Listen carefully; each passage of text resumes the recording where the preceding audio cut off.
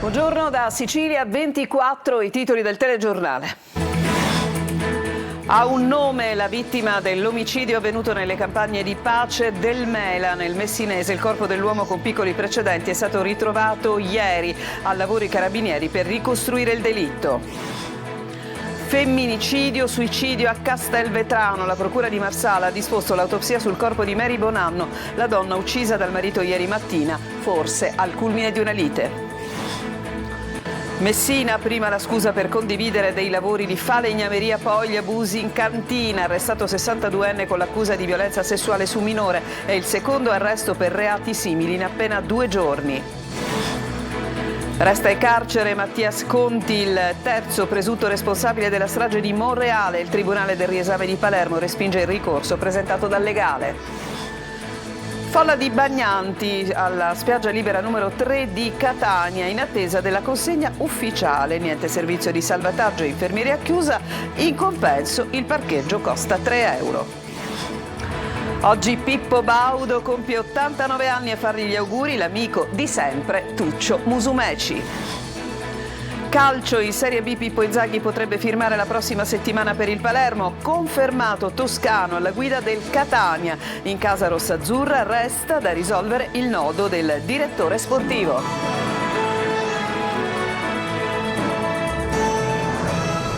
Ancora ben trovati. Ha un nome la vittima dell'omicidio avvenuto nelle campagne di pace del Mela, nel Messinese. Il corpo è stato ritrovato nella giornata di ieri. I carabinieri sono al lavoro per ricostruire il delitto. Francesco Triolo. È di Angelo Pirri, barcellonese di 42 anni, il cadavere ritrovato ieri mattina nelle campagne di pace del Mela, a ridosso dell'autostrada Messina-Palermo. Ad identificarlo i carabinieri della compagnia di Milazzo, che stanno conducendo le indagini sull'omicidio dell'uomo sotto il coordinamento del procuratore capo di Barcellona Giuseppe Verzera. I militari del RIS hanno lavorato sino a tarda sera per raccogliere indizi e tracce utili a fare luce sul fatto di sangue. L'uomo è stato trovato a terra, a faccia in giù, in una stradina sterrata che costeggia la corsia autostradale e termina su via Antonino Torre. Alla nuca il segno di un colpo che sembrava inizialmente un foro di proiettile, ma potrebbe essere compatibile anche con un corpo contundente. Sarà l'autopsia a stabilire le cause della morte. L'omicidio, ad un primo esame esterno del medico legale Giovanni Andò, potrebbe essere avvenuto 24-48 ore prima, ma non risulta alcuna denuncia di scomparsa. Sarà l'esame autoptico a verificare poi se ci siano altri segni di violenza o di colpi di arma da fuoco. Nella giornata di ieri è stato controllato tutto il costone montano grazie all'intervento dei carabinieri cacciatori di Sicilia. Sono stati eseguiti anche rilievi dall'alto e con un metal detector. Si dovrà capire come il corpo sia finito in quella campagna, se è gettato lì o se la vittima, prima di essere uccisa, sia stata fatta scendere da un'auto che poi si è allontanata in autostrada. La procura di Marsala ha disposto l'autopsia sul corpo di Mary Bonanno, la donna uccisa dal marito ieri mattina al culmine probabilmente di una lite a Castelvetrano. I corpi dei 2 coniugi, il marito Francesco Campagna infatti si è subito dopo suicidato, si trovano all'obitorio del cimitero mentre proseguono le indagini. Laura Spanò. È la procura di Marsala che coordina le indagini sull'omicidio e suicidio dei coniugi Francesco Campagna e Mary Bonanno a Castelvetrano. L'uomo ha ucciso la moglie e poi si è tolto la vita. I 2 corpi si trovano nell'obitorio del cimitero. Il procuratore Ferdinando Asero ha confermato che sul corpo della donna sarà effettuata l'autopsia. L'inchiesta è seguita dal PM Paolo Bianchi, che ieri ha effettuato un sopralluogo nella palazzina di via 4 Aprile della famiglia Campagna Bonanno. Con lui il comandante provinciale dei Carabinieri Mauro Carrozzo e il capitano Giovanni Mantovani. Intanto ci si interroga se questa tragedia poteva essere evitata. Chi conosceva la coppia parla di problemi legati ad alcuni debiti. Ci sarebbe stata anche la gelosia di lui. Nessuno però si aspettava un tale epilogo. Nel 2016 sul suo profilo social l'uomo aveva postato una foto con la moglie e lo slogan "No alla violenza sulle donne". 9 anni dopo l'infermiere 55enne ha afferrato una chiave inglese ed ha ucciso la compagna, dalla quale aveva avuto 3 figlie. Ieri mattina mattina Campagna era tornato a casa da dove era andato via 10 giorni fa, alle 8:30, la tragedia. A Castelvetrano è il terzo femminicidio. A marzo 2019 vengono scoperti i corpi senza vita di Gino Damiano e della moglie Rosalia Lagomina nella loro abitazione in via Alcide De Gasperi. La donna era stata strangolata e il marito si era poi suicidato. La vigilia di Natale del 2022 Ernesto Favara uccide la moglie Maria Matuzzo, 29 anni, con 12 coltellate nel garage della loro casa a Marinella di Selinunte. Ed emerge un altro particolare sulla storia che vi abbiamo appena raccontato. Mary Bonanno, 49 anni, appunto la donna uccisa ieri a Castelvetrano, oltre a essere stata colpita in testa con una chiave inglese, come se avete sentito nel servizio, è stata anche accoltellata all'addome con un coltello da cucina. A dirlo sono i carabinieri che conducono le indagini, che appunto hanno trovato il coltello vicino al corpo. A Messina un 62enne è stato arrestato perché, secondo l'accusa, avrebbe violentato sessualmente una minorenne nella sua cantina. È il secondo arresto per reati sessuali in appena 2 giorni. Francesco Triolo. Lo avrebbe portato nella sua cantina con la scusa di svolgere alcuni lavori di falegnameria e poi lo avrebbe costretto ad un rapporto sessuale. Con l'accusa di violenza sessuale commessa ai danni di un ragazzo minorenne, un 62enne è stato arrestato questa mattina a Messina. Il provvedimento del tribunale, dopo le indagini svolte dalla sezione omicidi, reati contro la persona e reati sessuali della squadra mobile. I fatti risalgono allo scorso mese di maggio, secondo quanto ricostruito dagli investigatori dopo le dichiarazioni del ragazzo, che ha raccontato di essere stato invitato dal 62enne presso la sua cantina per svolgere alcuni lavori, durante i quali l'uomo aveva chiuso a chiave la porta, costringendo il giovane a subire un rapporto sessuale contro la sua volontà. Le indagini hanno permesso di individuare l'indagato e costruire il quadro probatorio da presentare al GIP, che ha disposto la misura restrittiva. Appena 2 giorni fa un altro minorenne era stato vittima di un'aggressione sessuale. Questa volta a Patti un 31enne ha attirato in un'abitazione una 14enne facendole fumare hashish e costringendola ad un rapporto sessuale, nonostante le reiterate resistenze della stessa giovane. Anche in quell'occasione l'uomo è stato arrestato, ma resta alta l'attenzione delle procure e delle sezioni specializzate delle forze dell'ordine per questo tipo di reato. Resta in carcere Mattias Conti, il terzo presunto responsabile della strage di Monreale. Il Tribunale del riesame ha infatti respinto il ricorso del suo legale Manlio Viola. Non ho partecipato alla prima fase della rissa e non ho sparato a nessuno, ma soltanto colpi di pistola in aria mentre scappavamo. Mattias Conti, il terzo ragazzo dello Zen arrestato per la strage costata la vita a 3 giovani di Monreale la notte dello scorso 27 aprile, ha raccontato per il tramite del suo avvocato difensore la sua versione dei fatti al GIP a margine del ricorso con il quale chiedeva di essere scarcerato. Il tribunale ha deciso che Conti resterà comunque in carcere, ma la versione fornita dall'indagato apre una serie di interrogativi. Conti ricostruisce i fatti in maniera diversa rispetto agli inquirenti. La rissa si sarebbe svolta in 2 fasi. Prima lo scontro a colpi di casco, bottiglie e sedie, e lui non avrebbe partecipato. Poi Calvaruso, che stava soccombendo, avrebbe preso la pistola e sparato a chi lo stava picchiando. Sarebbe stato lui a uccidere almeno 2 delle 3 vittime. Mattias Conti, che era sul sellino posteriore della BMW guidata da Acquisto, a questo punto avrebbe sparato in aria per aprirsi la strada per la fuga. Per gli inquirenti però ci sarebbero frame dei video nei quali lo si vede prendere la mira e sparare ad altezza d'uomo. Infine, le cause della rissa. I carabinieri indagano su alcuni furti avvenuti nei giorni precedenti, furti dei quali i monrealesi avrebbero accusato i ragazzi dello Zen. Da qui l'esplodere della violenza. Cambiamo decisamente pagina. A Catania, in attesa della consegna ufficiale, la spiaggia libera numero 3 della Playa è strapiena di bagnanti. In mattinata niente servizi di salvataggio, ancora nemmeno infermeria. In compenso però chi entrava nel parcheggio doveva pagare 3 euro. Tonino De Mana. Il parcheggio della spiaggia libera numero 3 è strapieno. Una sedia improvvisata all'ingresso non consente alle auto di accedere perché non ci sono posti. Tutti occupati e tutti hanno pagato 3 euro, con tanto di ricevuta sul parabrezza. 3 euro. 3 euro. Esattamente. 3 euro. 3 euro per parcheggiare, sì. 3 euro. 3 euro? Ma lei ha pagato il parcheggio? Sì, certo. Quanto? 3 euro.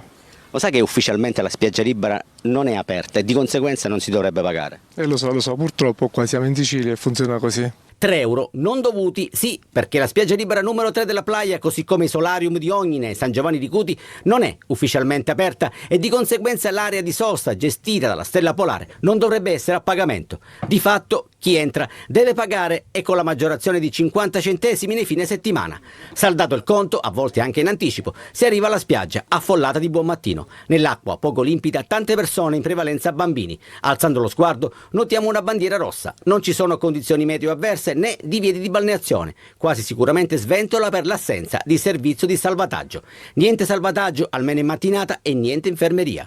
Sono le 10:30, la spiaggia libera numero 3 è piena di bagnanti, c'è il servizio di parcheggio, 3 euro, però non c'è l'infermeria che, come potete vedere, è chiusa con un bel lucchetto.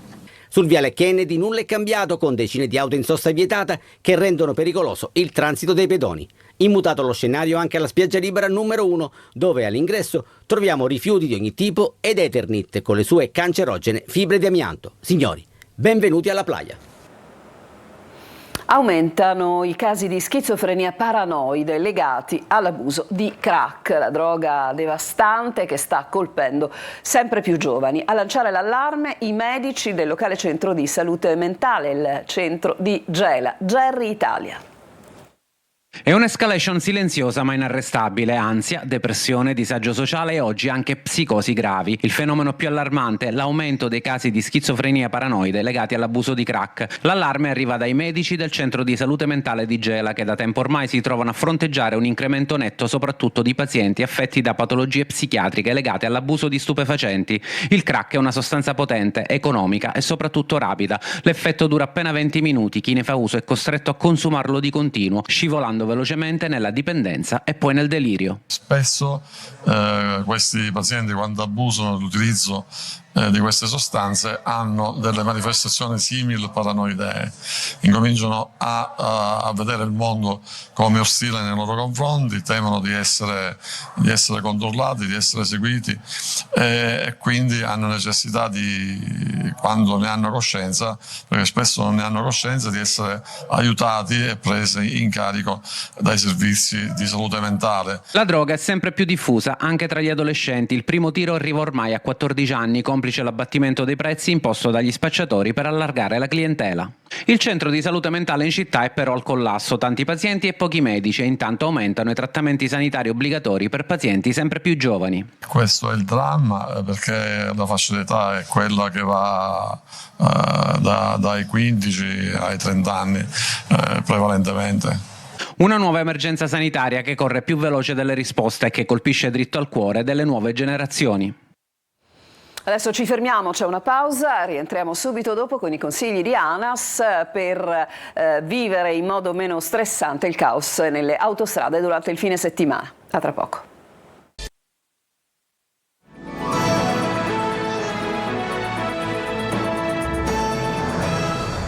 Seconda parte di Sicilia 24, si prospetta un weekend da bollino rosso sulla 19 Palermo-Catania a causa dei due cantieri tra Altavilla, Milicia e Bagheria. L'avviso dell'ANAS: ci saranno disagi, portare scorte d'acqua. Marco Gullà. Pazienza, sacrificio e anche qualche scorta d'acqua. Messaggio rivolto a tutti coloro che in queste ore e anche domani vorranno percorrere l'A19.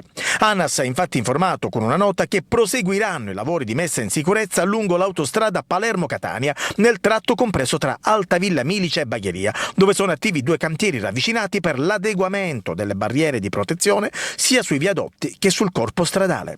In sintesi, si ripeteranno verosimilmente le stesse scene che state rivedendo in queste immagini. Lunghe code di traffico.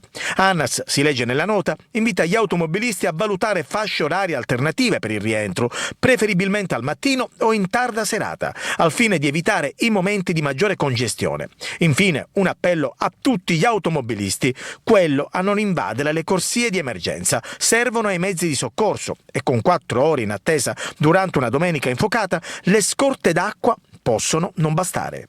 In settimana comunque Regione Sicilia e ANAS, dopo le polemiche del 2 giugno e le dimissioni dei 2 subcommissari, hanno tenuto una conferenza stampa in cui hanno assicurato che dal 20 giugno il traffico si snellirà e ci saranno anche tripli turni di lavoro per accelerare l'iter e rimuovere i cantieri. Verrebbe da dire, speriamo bene. Gravi episodi di cronaca dei quali si è vittime, denunciare è importante, ma bisogna farlo nel luogo giusto. La Polizia di Stato ribadisce l'importanza dell'app YouPol, dove è possibile informare gli agenti anche in forma anonima, ma il 112 resta sempre prioritario. Sentiamo Francesco Aloi. Sui social si può trovare di tutto, dai video di una festa a quelli di un'aggressione. Molti infatti scambiano la rete per un ufficio denunce, ma le segnalazioni che riguardano reati vanno fatte al 112. Però se si vuole restare in anonimato c'è l'app YouPol. Si può utilizzare qualora si abbia notizia o comunque si assista a degli episodi, ad esempio di spaccio di stupefacenti, bullismo, violenza domestica. Se non lo avete ancora fatto, quindi scaricate l'applicazione perché potrà essere molto utile. Un canale per informare la Polizia di Stato anche su indagini in corso. La sala operativa ha un applicativo, un'interfaccia che acquisisce tutte le segnalazioni che possono essere anche corredate da video, audio, vengono visionate dall'operatore addetto. Tutto quello che si invia arriva in questura nella centrale operativa. YouPol non è certo una novità, l'app esiste dal 2017, però non tutti forse ne hanno compreso l'utilità. Dimostrazione ne sono i tanti post di denuncia sui social, ma adesso dovrebbe essere tutto più chiaro, i canali, quelli giusti, ci sono, usiamoli. Il titolare di 2 aree di servizio contigue sull'autostrada Catania-Palermo è stato denunciato per frode in commercio, gravi irregolarità contestate dagli agenti della Polizia Stradale con oltre 7.000 euro di sanzioni. Durante gli accertamenti sono stati trovati pacchi di mozzarelle scaduti da 4 giorni, sequestrati e distrutti dopo le valutazioni dei medici dell'ASP. L'attenzione del personale della task force coordinata dalla Polizia è stata richiamata dai cartelli di alcune arance presentate ai potenziali clienti come tarocco rosso siciliano, che notoriamente è sottoposto alla tutela del consorzio dell'arancia rossa. In realtà gli accertamenti hanno rivelato come le arance spacciate per siciliane fossero invece di provenienza egiziana. Tanti auguri a Pippo Baudo. Oggi il grandissimo presentatore compie 89 anni e a fargli gli auguri attraverso il nostro microfono l'amico di sempre, Tuccio Musumè. Ci è andato per noi a trovare Tuccio, Tonino De Mana. Io gli auguro ancora tanto bene, perché ha una mente di una lucidità. Ogni volta che ci sentiamo mi dice delle cose che io tante volte ho dimenticato, va bene, ma è una persona, poi siamo rimasti molto affezionati, va bene, noi i primi anni, stiamo parlando dei primi anni 50, 53, 54, va bene, e da allora non ci siamo mai più lasciati. Lei conserva una fotografia che ha mostrato a noi adesso, sì. Vi ritrae quando eravate un po' ragazzini. Eravamo 2 non scapestrati, ma 2 fannulloni che non sapevamo cosa fare nella vita. 2 ragazzini ribelli. Eravamo 2 ragazzini, difatti facevamo gli spettacoli di nascosto. Sua mamma non diceva completamente, il papà era inferocito, che voleva che faceva un utaro. Noi era completamente, cioè, impensabile. Bisogna fare gli auguri di quello che inventò i più grandi programmi della RAI. La RAI dovrebbe fare una statua a Pippo Baudo. E naturalmente a Baudo gli auguri anche da parte nostra, di tutta la rete. Oggi è sabato e come sempre c'è il punto di e con Luca Ciliberti, che è qui con me e che è pronto ad anticipare gli argomenti di oggi. Luca. Grazie Roberta, auguri anche a Pippo Baudo. Naturalmente. Non si parlerà però di Pippo Baudo, no. Si parlerà di questioni diciamo un poco più tristi, tra virgolette, perché parleremo ovviamente di tutte le emergenze della Sicilia, il caos delle autostrade, i trasporti che latitano, la sanità ovviamente che è un neo di questa amministrazione.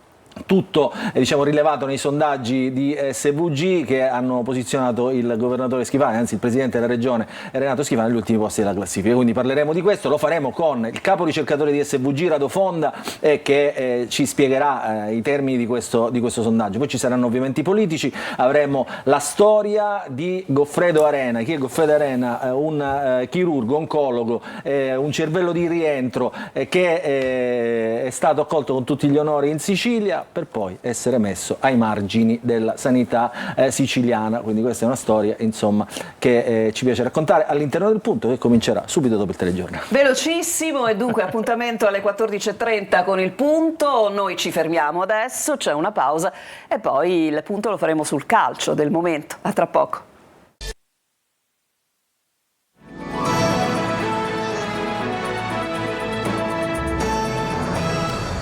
Siamo al calcio. Pippo Inzaghi la prossima settimana si legherà ufficialmente al Palermo, questione di dettagli, e poi arriverà appunto la firma. Marco Gullà.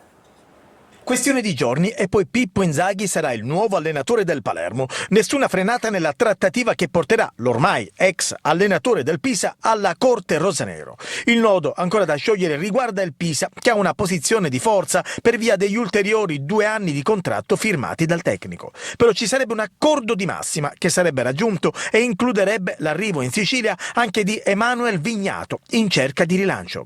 Il Pisa attualmente sta cercando di ottenere il più possibile dalla trattativa, giocando a rialzo, ma la volontà di Super Pippo sarebbe stata decisiva. In sintesi sarà necessario attendere ancora qualche giorno prima che i contorni della vicenda si definiscano del tutto. Ma Inzaghi a Palermo avrebbe anche altri 2 suoi fedelissimi, ovvero Tramoni e Moreo.